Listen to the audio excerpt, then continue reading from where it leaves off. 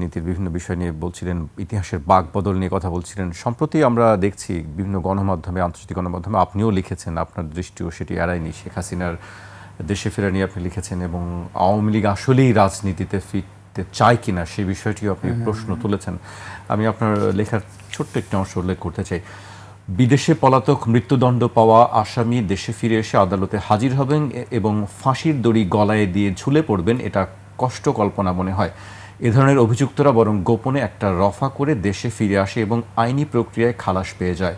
হাসিনার ব্যাপারে রাষ্ট্রের সিদ্ধান্তটা যে কি বুঝতে পারছি না। তাছাড়া তিনি দেশে ফিরে আসতে চান কিনা সেটিও একটি প্রশ্ন।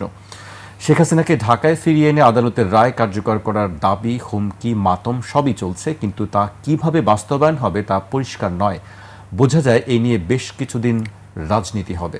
শেখ হাসিনা তখনই ফিরবেন যখন তিনি নিজের নিরাপত্তা ও পুনর্বাসনের ব্যাপারে নিশ্চিত হবেন। তার মানে এখনকার ক্ষমতার সমীকরণটি তখন বদলে যাবে। প্রশ্ন হলো এটি হতে কতদিন, কত বছর লাগবে?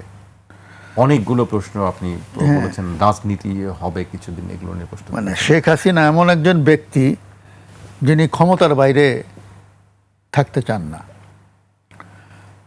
চান না বলেই কিন্তু তিনি ওই যে তত্ত্বাবধায়ক ব্যবস্থা বাতিল করে দিয়ে আজীবন ক্ষমতায় থাকার জন্য ছক কষেছিলেন। তো ভিন্ন মতের পক্ষ থেকে, মানে টেবিলের উল্টো দিক থেকে বলা যায় যে এটা ছিল তার ষড়যন্ত্র, এইভাবে বলা যায় যে আজীবন ক্ষমতায় থাকবেন। এবং তিনি জানেন, এটা আমাদের দেশের সব রাজনৈতিক দলই কম বেশি আমি দেখেছি, যে বড় দলগুলো যারা ক্ষমতা প্রত্যাশী বা ক্ষমতার চর্চা করে খুব বেশি বেশি, তারা জানে যে একটা নির্দলীয় সরকারের অধীনে নির্বাচন হলে ক্ষমতাসীনরা জিতবে, এটার কোনো গ্যারান্টি নাই। তো আমরা এই জিনিসটা 91, 96, 2001 তিনটা নির্বাচনে আমরা দেখেছি। 2008-এর নির্বাচনটা একটা অন্যরকম পরিস্থিতিতে হয়েছিল, এটাতে আমি আর গেলাম না। তো তিনটাতে আমরা দেখলাম যে পরপর দুবার একটি দল আসে না ক্ষমতায়। কেন আসে না? কারণ হচ্ছে যে মানুষের আকাঙ্ক্ষার সঙ্গে সঙ্গতি রেখে তারা পারফর্ম করে না বলেই, যেহেতু আমাদের দেশে 90-এর দশক থেকে একটা দ্বিদলীয় রাজনীতি ডেভেলপ করেছিল, তখন মানুষের সামনে বিকল্প দেখে যে দুটো দল আছে, ঠিক আছে এইটার প্রতি আমাদের আস্থা আছে, ভোট দিলাম, কিন্তু তারা ডেলিভার করলো না, তো পরের বার আমরা এইটাকে ট্রাই করি। বাংলা কিউআর যেখানে, নগদ পেমেন্ট সেখানে। সারা দেশে 10 লাখেরও বেশি মার্চেন্টে নগদে পেমেন্ট করুন খুব সহজে। তারপরে দেখা গেল যে ওইটার ব্যাপারেও তারা হতাশ, পরে নির্বাচনে দেখা যায় আবার আগেরটাকে নিয়ে আসছে। এইভাবে চলছিল। কিন্তু তো এইভাবে চললে হয় কি, একটা সময়ে গিয়ে, যেহেতু আমাদের এখানে নির্বাচনগুলো ধারাবাহিকভাবে হয় নাই, ম্যানিপুলেটেড নির্বাচন হয়েছে এর আগে, 91-এর আগ পর্যন্ত সবগুলো নির্বাচনই ম্যানিপুলেটেড। তো সুতরাং মহিউদ্দিন ভাই, ইঞ্জিনিয়ারিং শব্দটা আমরা তো এখনো বাদ দিতে পারিনি। ইঞ্জিনিয়ারিং শব্দটা ঘুরে ফিরে কেন আসেনি?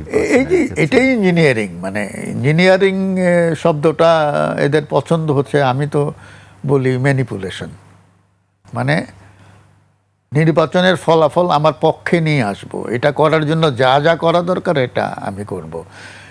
এটাকে আপনি ইঞ্জিনিয়ারিংও বলতে পারেন, আর্কিটেকচারও বলতে পারেন, ম্যানিপুলেট করা আর কি, সোজা কথা। মানে তো ধরেন, আমি একটা ক্রুড উদাহরণ যদি দিই, যে একটা ভবন তৈরি করবেন, ইটের পর ইট সাজাবেন, ভেতরে রড দিবেন, সিমেন্ট বালু দিবেন, তারপরে এই যে মানে একটার পর একটা ব্রিক দিয়ে দিয়ে আপনি একটা ভবন তৈরি করলেন। তো এইরকম আর কি রাজনৈতিক ক্ষমতাটাও এরকম, যে আপনি কিভাবে সেখানে চূড়ায় যাবেন, সেটার জন্য আপনি ছক কষতে কষতে এইভাবে যাবেন। এটাই ইঞ্জিনিয়ারিং। এবং যদি জানেন যে নির্বাচনের ফলাফল আমার পক্ষে আসার সম্ভাবনা নাই, তখন আপনি সেটা ম্যানিপুলেট করবেন, ম্যানিপুলেট করে নিজের পক্ষে নিয়ে আসবেন। যেটা এই ধরনের শব্দ নিশ্চয়ই আমরা শুনি, যে হ্যাঁ, বিরোধী দলের থেকে বলা হয় যে এটা আছে। কারণ এখানে দুইটা ব্যাপার আছে। একটা হচ্ছে পরাজিত পক্ষ সবসময় ম্যানিপুলেশনের অভিযোগ তোলে, এটা যেমন সত্য তেমন এটাও সত্য যে যারা জিতে অনেক ক্ষেত্রেই তারা ম্যানিপুলেট করে। এখন এই ম্যানিপুলেশনের মাত্রাটা কতটুকু, সেটা আমি বলবো যে বাংলাদেশে